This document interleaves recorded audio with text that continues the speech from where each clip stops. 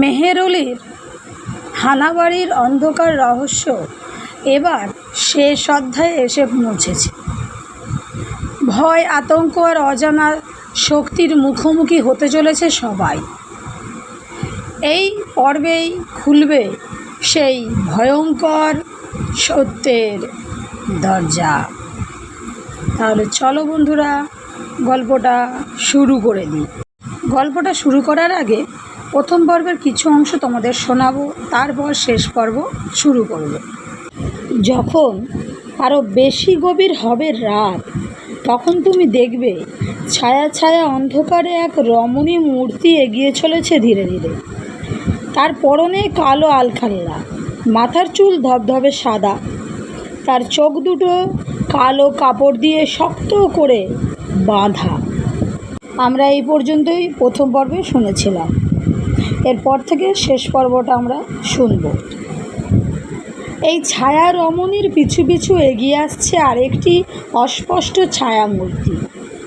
তার মাথার ওপর সোনার চুমকি বসানো ঘষিয়া টুপি, গায়ে আংরাখা, পায়ে জরির কাজ করা সেলিম শাহী জুতো, হাতে শঙ্কর মাছের চাবুক ধরা। কি করছে এই দুই পেট মূর্তি মধ্যরাতে? উত্তরটা কি তোমাকে জানতেই হবে, নাকি তুমি হঠাৎ তাকাবে মঞ্জিলের কোণার কুঠুরির দিকে? দেখবে সেখানে জ্বলে উঠেছে হাজার আলো রোশনাই। দেয়ালে সোনার চুমকি বসানো, মুক্তোর ঝালর দেওয়া ঝাড়বাতি থেকে ঠিকরে পড়ছে আলো, যেন সহস্র সূর্যের দীপ্তি। এই ঘরের কোণে দাউ দাউ করে আগুন জ্বলছে একটি চুল্লিতে। চুল্লিতে আগুন শিখায় স্পষ্ট দেখতে পাবে এক সুবেশ পুরুষ বাচ্চাকে। দুহাত শক্ত করে কোলের কাছে চেপে ধরে আছে সে একটি পুঁটলি। তার চোখে মুখে কোনো এক পিশাচ মানুষের জিজ্ঞাসা জলজল করে জ্বলছে।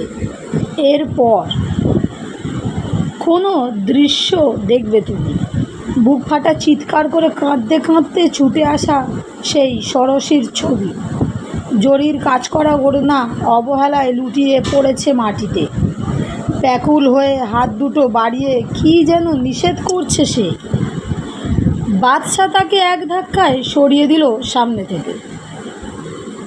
গোঙানি করে কেঁদে ওঠে পুটলির মধ্যে শোয়ানো শিশুটি। তারপর জল জলে আগুন শিখার মধ্যে সেটাকে ছুঁড়ে ফেলে দেয়া হলো। মনে হলো বাচ্চাটা যেন শেষবারের জন্যে বেঁচে থাকতে চেয়েছিল। তার কোকিয়ে ওঠা কান্নার মধ্যে সেই আকুল আশা শেষবারের মতো প্রতিধ্বনিত হয়। তারপর অসংখ্য আগুনের লিকলিকে জীব এসে গ্রাস করে তাকে। পথিক, দুঃখ করো না এইসব দৃশ্যাবলী দেখে। তুমি তো মহাসবীর হয়ে গেছো এখন। কালের যাত্রাপথে কণ্ঠস্বর রুদ্ধ হয়ে গেছে তোমার। শুধু আছে দেখার মতো দুটি চোখ।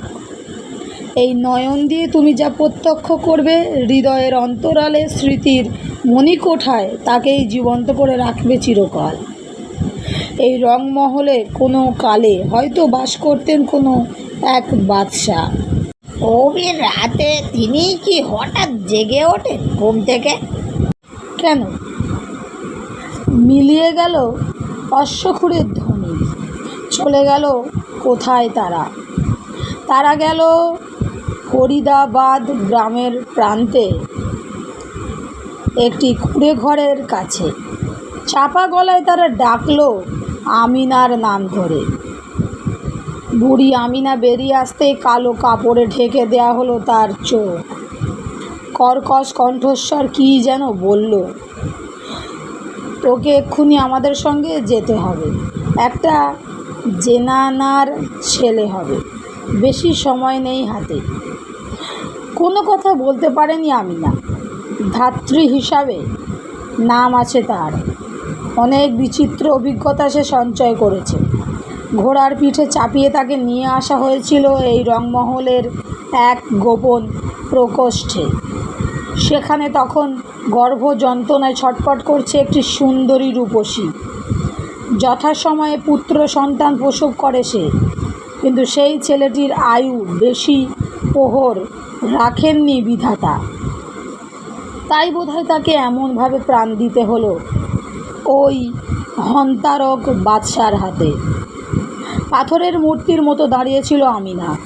এইমাত্র যে জীবনকে সে বহন করে নিয়ে এলো পৃথিবীতে, তাকে বাঁচিয়ে রাখার মতো সামান্য সাহস বা সামর্থ্য কোনো কিছুই ছিল না তার। পথিক, এই আশ্চর্য ধ্বংসপ্রাপ্ত প্রাসাদের বুকে এমন কত অভিশাপ আর ষড়যন্ত্রের কাহিনী লুকিয়ে আছে, সে কাহিনী কত শুনবে তুমি? যদি প্রশ্ন জাগে এই ঘটনার অন্তরালে কুশীলব কারা, সে কথাও শোনাচ্ছি তোমাদের। এই রংমহল ছিল সম্রাট জহদ্দর শাহের। তিনি ছিলেন ঔরঙ্গজেবের নাতি। ইতিহাসে তাকে বলা হয়েছে অরাজকতার অগ্রনায়ক। তার হুকুমে 3 বার করে দিল্লি শহরকে আলোকমালায় সজ্জিত করা হতো। যখন হু হু করে বেড়ে গেল তেলের দাম, তখন তেলের বদলে মাখন দিয়ে জ্বালানো হতো সেই আলোকবর্তিকা। তার প্রাসাদে সম্রাজ্ঞীর মহিমাতে বিরাজ করতেন ইমতিয়াজ মহল। তার আসল নাম ছিল লাল কুয়ার। সম্রাটের প্রশ্রয়ে তিনি হয়েছিলেন মোগল সাম্রাজ্যের সর্বময় কর্ত্রী। চতুর ইমতিয়াজ বুঝতে পেরেছিলেন, যদি সাম্রাজ্যের ওপর তার এই কর্তৃত্বকে চিরস্থায়ী করতে হয়, তাহলে একদিন তারই গর্ভজাত সন্তানকে দিল্লির সিংহাসনে বসাতে হবে। সেই বাসনাই জানিয়েছিলেন বাদশার কাছে। চতুর বাদশা সম্মত হয়েছিলেন ইমতিয়াজের এই প্রস্তাবে। যথাসময়ে একটি পুত্র সন্তানের জন্ম দিয়েছিলেন ইমতিয়াজ। তখনই বাদশার নির্মম চেহারাটা প্রকাশিত হয়ে পড়ে। দুরন্ত আক্রোশে তিনি শিশুটিকে তখনই নরকের ঠিকানাতে পাঠিয়ে দিয়েছিলেন। সেই শিশুটির কান্না কি আজও শোনা যায় না আমাদের বুকের রুদ্ধ বাতাসে? তোমরা যাকে শকুনের বাচ্চার চিৎকার বলে মনে করো, সেটা আসলে ওই ইমতিয়াজের ভালোবাসার আকাঙ্ক্ষার ফসল। যে পেত মূর্তিকে তোমরা ঘুরে বেড়াতে দেখো জঙ্গলের আনাচে কানাচে, সেও আর কেউ নয়, ওই ইমতিয়াজ। তাকে তো এমনভাবেই কাটাতে হয়েছিল তার জীবনের শেষ প্রহর। আর যে যুবা পুরুষটি নিঃশব্দে তাকে অনুসরণ করে, কি তার পরিচয়? পথিক, এতটুকু রহস্যের কি আবরণ বজায় থাকবে না শেষ অবধি? এসো তোমার কানে কানে বলি। সে হলো ইসাদ মোহাম্মদ। একদা ছিল সে বাদশার সভাগৃহের প্রধান তবলচি। যখন তার তবলাতে কাহারবার বোল তুলত, যখন থরথর করে কেঁপে উঠত ইমতিয়াজের অপূর্ব সুন্দরী তনুবাহার, তখনই বোধহয় মনের গভীরে সে লিখেছিল একটি ভালোবাসার কবিতা। স্বপ্ন ছিল তার একদিন ইমতিয়াজকে ঘরণী করে সুখে বানাবে শান্তির সংসার। সেই স্বপ্ন তার সফল হয়নি। যখন বাদশার কানে পৌঁছেছিল এই অবৈধ প্রণয় ইতিহাস, তখন তিনি এক কোপে ধর থেকে শিরখানি বিচ্ছিন্ন করে দিয়েছিলেন হতভাগ্য ওই তবলচির।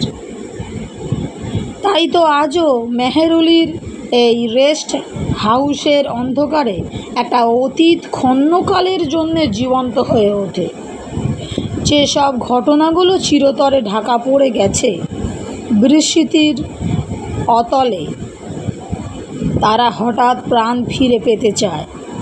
তাই তো দেখা যায় ওই ছায়ামূর্তিকে, শোনা যায় কোনো একটা শিশুর বুক ফাটা আর্তনাদ।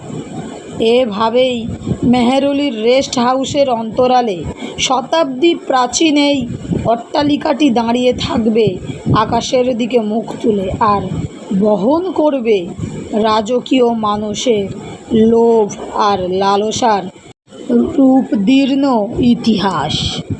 বন্ধুরা, গল্পটি আজকে এখানেই শেষ। আর গল্পটা তোমাদের কেমন লেগেছে কমেন্টে আমাকে অবশ্যই জানিও। আর ভালো লেগে থাকলে বন্ধুদের সঙ্গে শেয়ার করে চ্যানেলটি সাবস্ক্রাইব করে লাইক করে আমার পাশে থেকো, যাতে আরও নতুন নতুন গল্প তোমাদের শোনাতে পারি। তাহলে বন্ধুরা, আজকের মতো বিদায়। সবাই ভালো থেকো, সবাই সুস্থ থেকো, সবাইকে ভালো রেখো। রাধে রাধে।